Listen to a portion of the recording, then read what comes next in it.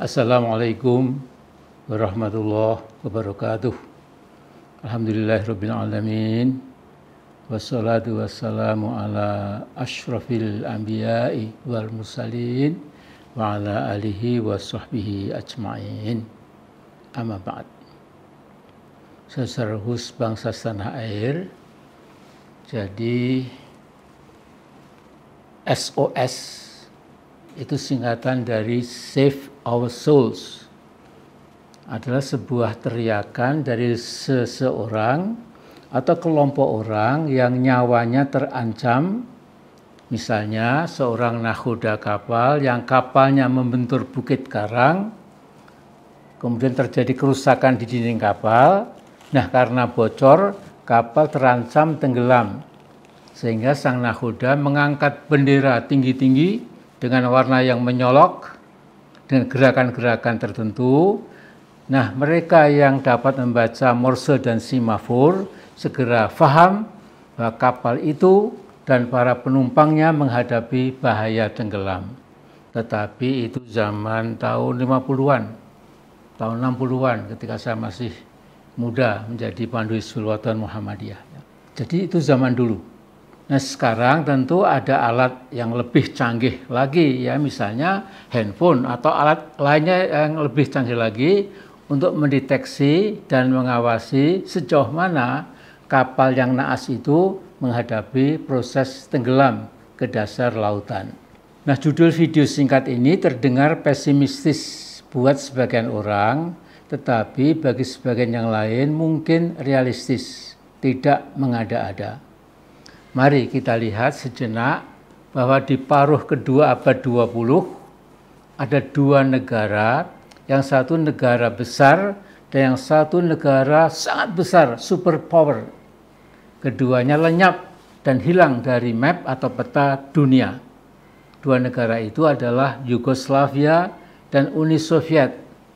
Yugoslavia itu negara terkuat di Eropa Timur dibandingkan dengan Hungaria, Cekoslowakia, Polandia, Bulgaria, dan lain-lain. Akhirnya Yugoslavia bubar dan lenyap dari peta dunia pada tahun 1992. Sementara itu, Uni Soviet atau USSR, Union of Soviet Socialist Republics, bubar dan pecah menjadi 15 negara pada 1991. Jadi setahun sebelum Yugoslavia bubar itu lebih dulu Soviet itu bubar.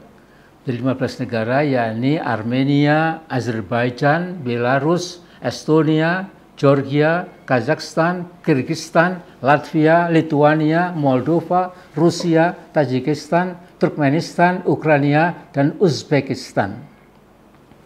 Nah, pada tahun 1992 itulah setahun setelah Uni Soviet bubar, Yugoslavia juga bubar dan muncullah 6 negara baru yang saling bersaing, bahkan berperang yang menewaskan ratusan ribu orang, terutama penduduk Bosnia-Herzegovina yang sebagian besar adalah umat Islam. 6 negara itu adalah Bosnia, Herzegovina, jadi satu, ya, Kroasia, Macedonia, Montenegro, Serbia, dan Slovenia. Serbia ini negara yang paling besar, yang banyak sekali tokoh-tokohnya yang biadab, ya. Ini tempatnya Pak Djokovic, ya, yang punya 24 kemenangan di Grand Slam tenis, ya. Itu masalah lainnya. Nah, nasib tragis kedua negara itu, Yugoslavia dan Uni Soviet, semestinya menjadi pelajaran sejarah berharga buat kita semuanya, orang Indonesia. Uni Soviet dan Yugoslavia sudah tidak ada lagi di dunia yang fana ini, tidak ada lagi petanya. 2 tahun sebelum Uni Soviet bubar, Gorbachev meneriakkan 3 slogan perjuangan, yakni Glasnost, Perestroika, dan Demokratizatsiya, artinya keterbukaan, restrukturisasi ekonomi, dan demokratisasi. Nah, pernyataan 3 slogan itu, too little and too late, sudah ya terlambat dan ya nggak menolong lagi, ya. Demikian juga Joseph Tito di ujung akhir eksistensi Yugoslavia berusaha menahan bubarnya Yugoslavia, tapi juga tidak berhasil. Nah, sekarang dengarkan saudara-saudaraku, kedua tokoh itu menghadapi 5 persoalan mendasar. Pertama, korupsi sudah menusuk ke jantung kekuasaan. Kedua, yang diusung para elit hanyalah kepentingan sempit pribadi, keluarga, dan konco-konco mereka. Ketiga, terjadi konflik antar etnis. Keempat, pusat kekuasaan sudah tidak bisa lagi mengendalikan keinginan daerah untuk melepaskan diri dari kekuasaan pusat. Dan kelima, pusat sudah tidak bisa lagi dipercaya oleh berbagai kelompok sosial politik, maksud saya, sehingga sudah kehilangan public trust. Nah, persoalan mendasar Indonesia kurang lebih sama dengan Uni Soviet dan Yugoslavia waktu itu. Kalau kita perhatikan mirip-mirip lah ya. Nah, dengan hilangnya kepercayaan publik itu, maka otomatis rezim berkuasa kehilangan legitimasi. Begitu sebuah rezim sudah kehilangan legitimasi dan kepercayaan dari rakyatnya, maka ibarat sebuah bangunan, bangunan itu perlahan-lahan tapi pasti akan ambruk. Ya. Nah, kekuatan-kekuatan politik di berbagai wilayah dan daerah melakukan gerakan sentrifugal menjauhi pusat dan ingin merdeka. Sebuah negara bisa hilang lenyap dari peta gara-gara centrifugal forces itu yang emoh lagi menjadi bawaannya pusat.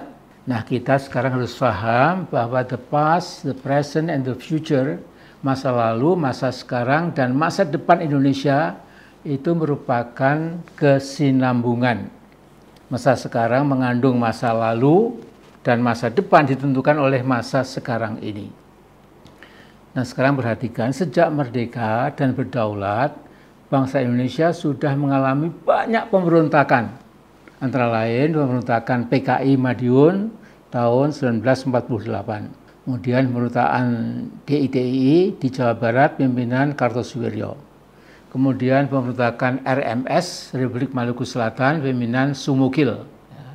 Kemudian ada dulu PRRI Permesta. Dan yang paling banyak menumpahkan darah dan nyawa adalah Gestapu PKI tahun 1965.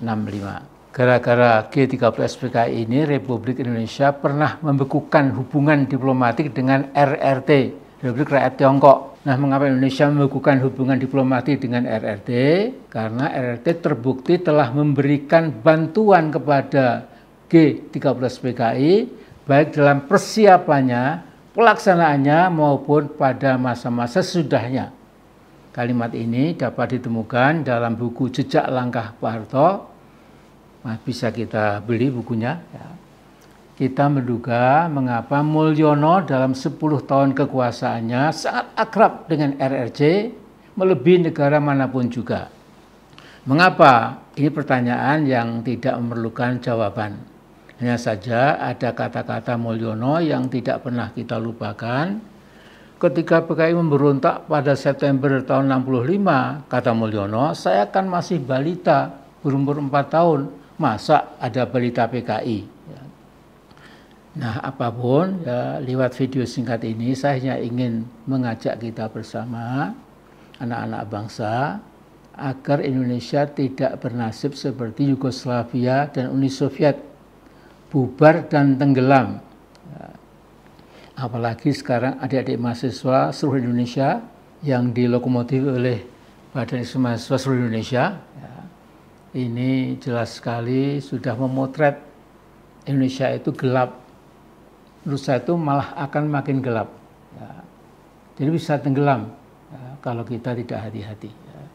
Jadi resep supaya tidak tenggelam itu elit kita itu jangan hanya menari-nari, hanya jangan ya pesta kemewahan. Itu di mata rakyat kecil itu betul-betul menusuk rasa keadilan. Ya. Jadi saya lihat itu dengan pakaian lengkap, pakai dasi, semua joget-joget itu untuk apa? Gitu. Ini seperti orang yang masa mudanya tidak tersalurkan dan sekarang setelah udahlah seperti itu, saya kira kita sudah tahu semuanya sangat tidak elok. Ya. Jadi insya Allah ya, selama elit kita itu memikir rakyat sungguh-sungguh, ya, kemudian juga terutama yang beragama itu mendekatkan diri kepada Allah yang Maha Esa, yang Maha Kuasa, yang Maha Adil, ya, Maha Bijaksana juga, insya Allah tidak akan tenggelam. Amin ya rabbal alamin. Ya. Mudah-mudahan ini bisa dimengerti oleh saudara-saudaraku sebangsa setanah air. Kalau ada yang benar tentu dari Allah SWT. Kalau ada yang tidak benar itu dari hamba Allah Amin Rais, ya, yang ya banyak kesalahan, banyak dosa, yang masih bodoh dan sebagainya. Assalamualaikum warahmatullahi wabarakatuh.